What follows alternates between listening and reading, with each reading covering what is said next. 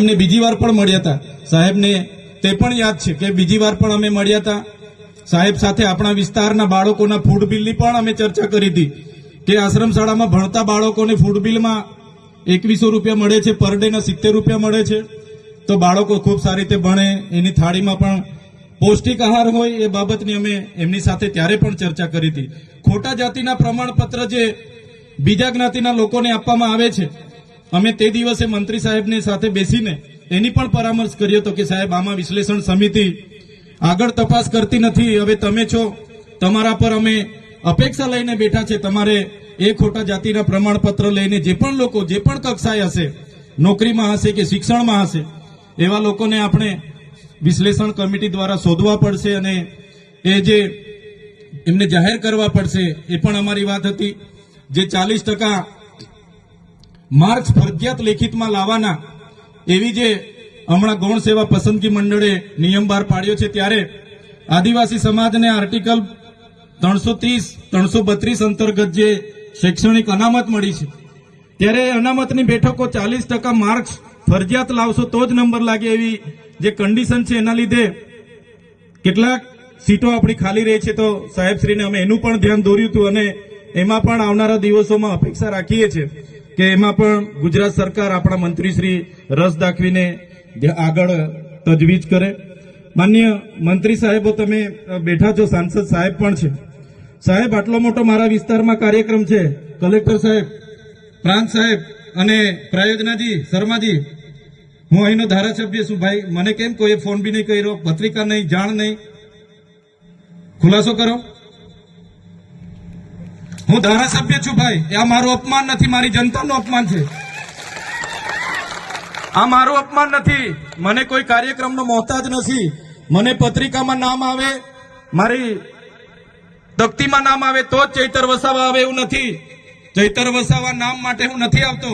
મારા જનતાને, મારા સરપંચે કીધું કે આટલો મોટો કાર્યક્રમ છે શિક્ષણનો, સાહેબ તમારે આવવું પડશે, એટલે મેં આવ્યો છું. અને કલેક્ટર સાહેબ, તમારી જવાબદારી છે, તમે વહીવટ છો, તમે મને ફોન કરીને જણાવો ને કાર્યક્રમ છે. મંત્રી સાહેબ ગાંધીનગરથી આવે છે, કઈ તકલીફ છે અમારાથી તમને? પ્રાયોજનાજી, શર્માજી, તકલીફ है आपको? તો કેમ ભાઈ તમે અમને જાણ નથી કરતા? કેમ આમંત્રણ નથી આપતા?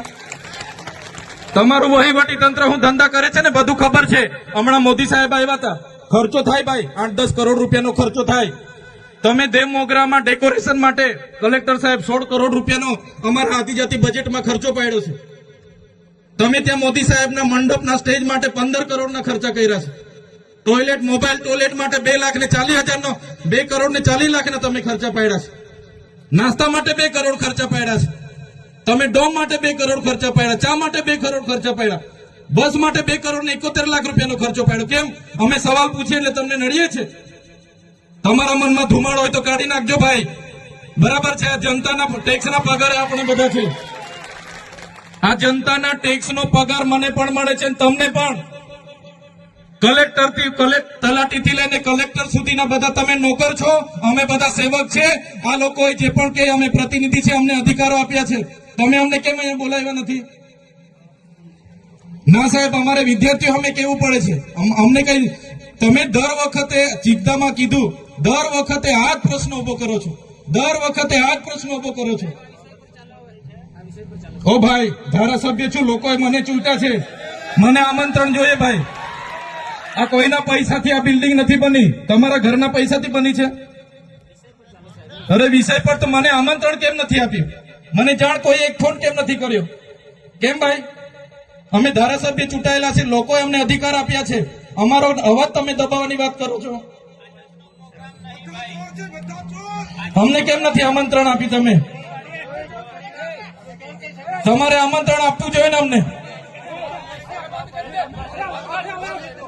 ઓ ભાઈ, બંધ કરી દે વાળો, મારા અધિકાર છે ભાઈ. તમે એમાં આવો, બંધ કરી દે એટલે, બંધ કરી દે એટલે આમંત્રણ કેમ નથી આવ્યું? બંધ કરી દે એટલે, બંધ કરી દે એટલે,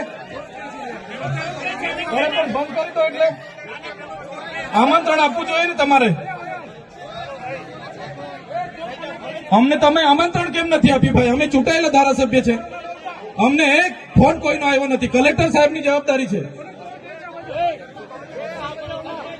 આ કોઈના કમલમના પૈસાથી બિલ્ડિંગ નથી બની ભાઈ કોઈ તો પછી પણ સાહેબ અમે તમારી રિસ્પેક્ટ કરીએ છીએ સાહેબ ને દરેક સરકારના કાર્યક્રમમાં હું હાજર રહું છું.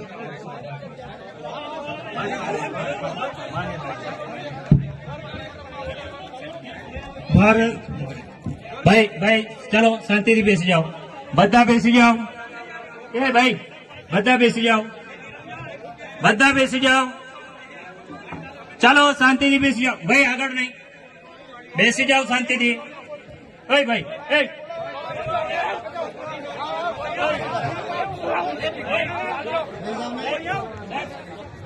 બેસી જાઓ.